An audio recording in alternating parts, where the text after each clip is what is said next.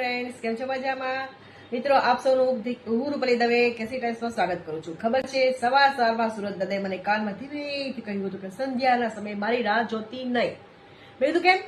તો આકાશનગર થિયેટરમાં મસ્ત મૂવી લાગ્યું છે, પતિની ખૂબ જીત છે. એટલે ગભરાઈને પૂછ્યું કે એનો મતલબ એમ કે આજ સંધ્યા થશે એટલે તમે નહીં આવો. આવું કેમ? એ ખડખડ હસતા બોલ્યા કે અરે નાદાન છોકરી, સંજય તો દરરોજ મને પિકઅપ કરવા આવે છે, રેડ સાડીમાં સજ્જ થઈને એ ઘરે લઈ જવા માટે આવે છે, પણ આજે એ મને ઘરે નહીં લઈ જાય. આજે મને લઈ જશે સીધી થિયેટરમાં મૂવી જોવા માટે. આનો મતલબ એમ સમજ કે મેઘરાજા એની સવારી સાથે આવશે આવશે આવશે આવશે ને આવશે.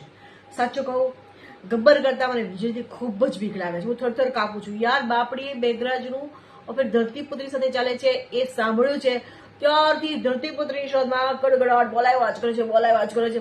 બોલો, વરસાદનું વાવાઝોડા અને વીજળીના ભડાકા સાથે આગમન થયું. મતલબ થયું આ આગમનમાં મારા પતિદેવની લોટરી લાગી ગઈ. એના મોંમાં પાણી આવ્યું અને ફરવા નીકળ્યું. શ્રીમતીજી, વરસાદ મતલબ બટેટા વડા, દાળ વડા, ભજીયા, ચા, ચટણી અને ચા. ભૂલશો નહીં હો, બિલકુલ ન ભૂલશો. સાચું કહું, વરસાદની મજા એક બાજુ મૂકીને પછામાં હું તો બીજાઈ ગઈ. વરસાદમાં પલળતા મને તો બાળક બનીને ગાવાનું મન થાય છે. આવડે વરસાદ, ઢેબરીયો વરસાદ, ઊની રોટલીને ખારેલું શાક. મિત્રો, આપ સૌની વિકસિત ટાઈમ્સમાંથી રજા લઉં છું. નમસ્કાર, હું Rupali Dave. Bye bye, take care, જય શ્રી કૃષ્ણ.